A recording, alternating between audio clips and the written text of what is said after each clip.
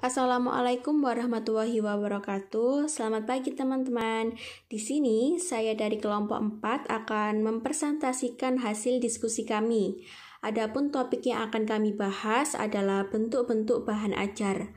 Perkenalkan, saya Agita Fitria Anwar selaku moderator pada pagi hari ini, dan ada juga anggota kelompok saya adalah Marlinda Rahmawati, Dela Fatkus Anggraini, dan Adi Elia Larasati.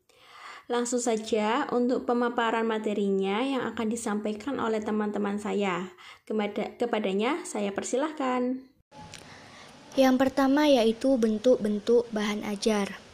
Bentuk-bentuk bahan ajar yaitu seperti bahan ajar cetak, bahan ajar dengar, bahan ajar pandang dengar, dan bahan ajar interaktif. Yang pertama yaitu ada bahan ajar cetak atau printed. Merupakan sejumlah bahan yang disiapkan dalam bentuk kertas yang dapat berfungsi untuk pembelajaran dan penyampaian informasi. Contoh dari bahan ajar cetak yang pertama yaitu ada handout. Handout merupakan bahan pembelajaran yang sangat ringkas bersumber dari beberapa literatur yang relevan.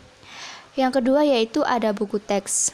Buku teks merupakan bahan tertulis yang menyajikan ilmu pengetahuan atau buah pikiran dari pengarangnya yang disusun secara sistematis berdasarkan kurikulum yang berlaku. Dan yang ketiga yaitu ada modul. Modul merupakan sebuah buku yang ditulis dengan tujuan agar peserta didik dapat belajar secara mandiri tanpa bimbingan guru. Contoh bahan ajar selanjutnya yaitu ada foto atau gambar.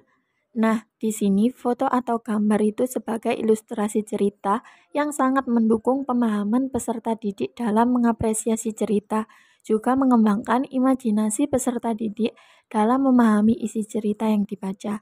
Kemudian ada brosur. Di sini, brosur sebagai bahan informasi tertulis mengenai suatu masalah dan kemudian dicetak. Selanjutnya yaitu ada lembar kegiatan peserta didik atau LKPD. Seperti namanya, yaitu lembar, yang artinya lembaran-lembaran yang berisi tugas yang harus dikerjakan oleh peserta didik. Yang kedua, ada bahan ajar dengar audio, yaitu semua jenis bahan ajar yang menggunakan sistem sinyal audio langsung yang dapat dimainkan atau didengar oleh seseorang atau sekelompok orang. Contohnya yaitu ada kaset, radio, piring hitam, dan juga kompas disc. 3. Bahan ajar pandang dengar atau audiovisual. Ada dua bentuk bahan ajar pandang dengar, yaitu yang pertama video atau film.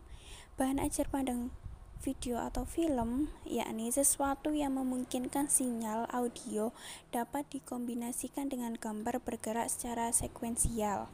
Contohnya VCD atau DVD. Yang kedua, orang atau narasumber.